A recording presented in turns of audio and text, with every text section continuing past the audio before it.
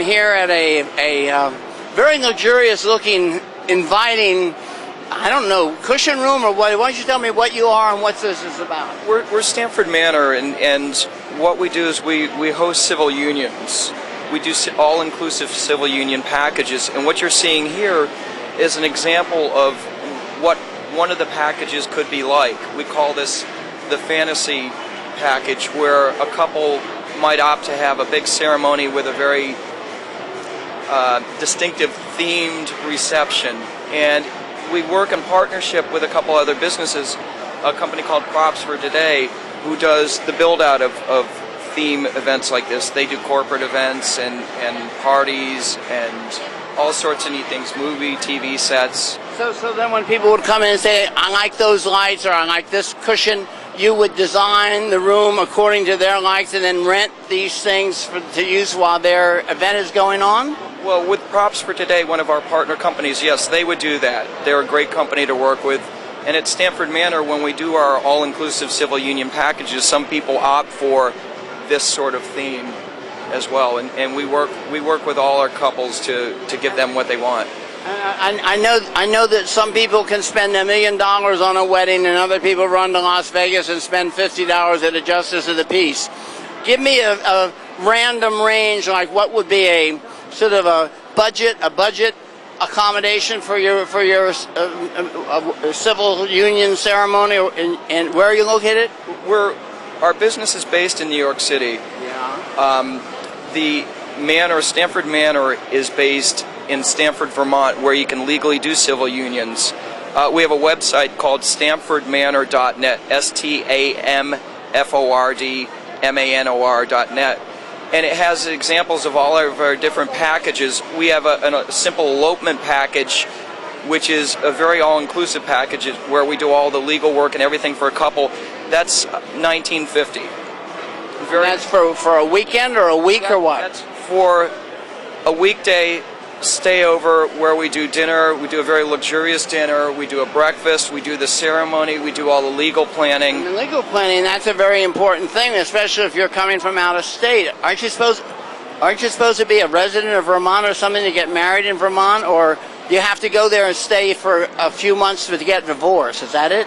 There's actually no residency requirement. If you go to the website, we have a link to the Vermont state laws, and you can read up and see what the legalities are. But there is no residency requirement per se. I really heard, I'm pretty sure this is true, that actually you get married in Vermont, and then say you want to get out of the marriage, and actually then you have to go back and establish residency in Vermont for a certain number of months to get divorced. I know that's not your business, but isn't that one of the quirky things about the law? Well, that's what you're describing as a residency requirement for any sort of divorce, which is inherent in any, if it's a civil union or, a traditional wedding.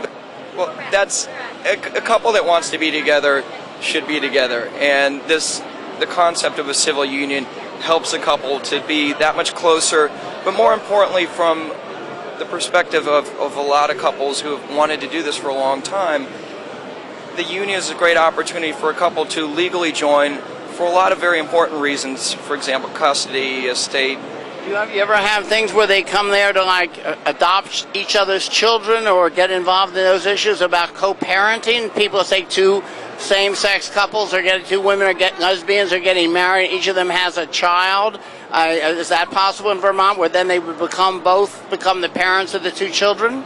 It's possible. We don't get involved in that because those are all legal process. A lot of couples coming up who just want to do the elopement package, which is very simple, very easy, very inexpensive, but very well done. We've done very extravagant events where we've had 200-300 guests. The prop rental company that we use has done everything from P. Ditty's last birthday party to Billy Joel's wedding. Besides the general simple elopement package, what would be the next level or the largest grouping of people? How long would they stay, and what kind of money would they spend on just an average kind of little bit fancier arrangement? To invite a few friends, we have a very simple package where you can invite up to 8 guests along with you and the couple, and we find a lot of couples are doing that. The package price is $3,550 for that. And we find a lot of couples doing that. They end up with, that doesn't include alcohol, and that doesn't include the cost for accommodations for the couple, I'm sorry, for the guests. But Stamford, Vermont, which is a very, Vermont is very pro-gay anyways, but Stamford, Vermont as a community is very gay-friendly. It's a fabulous part of Vermont. It's the I've spoken as a gay activist at the University of Vermont. I know their LGBT group there very well. Sure, yeah, they're very, very friendly. We're only 3 hours away from Manhattan, which makes it very convenient for a couple. When you say Vermont, people think 4, 5, 6 hours plus. We're very close. How can you must be, what, in the very bottom part of the state? Very southern Vermont, right by North Adams, Massachusetts, Williamstown. Williams College is a couple minutes away. Have any kind of denominational wedding? I mean, if people are, I guess with civil unions, what if you're a civil union and you're also a devout Catholic? Is there a way that you can add a religious flavor? You're Jewish and you are having a civil union, you know, that, is there a way that you can put a religious, slightly, I know you're not a church or pretending to be a church, but there's a way that you cater to people's religious preferences in these events? That would be something that you'd want to decide what sort of faith you wanted to have included in this. I'm saying, but like in the props and the menorah, or in other words, would you have? Sure, we can accommodate any kind of faith. I mean, we're very open-minded. Did you ever have an Islamic wedding of any sort? We've not had an Islamic wedding. That's as you may be aware, the Islamic faith is not very receptive to. I know that, but you have a lot of people that grow up in Islamic countries that may be homosexual and would want to have a civil union in Europe. You haven't had any of the wealthy Mideasterners that maybe have enough oil money and just want to come over and tie the knot? I think with the growing acceptance of it in the country, I think you're going to see that more and more. We haven't had it yet, but I think we'll be seeing it fairly soon. Just tell me real quickly, just your most interesting, what you think or stands out in your mind as a very memorable wedding, not necessarily a celebrity event, but just something that was unusual and unique and different and beautiful and exciting. I think probably the most unique was somebody who wanted sort of a cowboy western theme. It's just really exciting, a lot of colorful people, but everyone is so unique. We get to know the people really well in this process. You can put on some of that good country music? Absolutely, play both kinds, country and western. Ever have a bear wedding?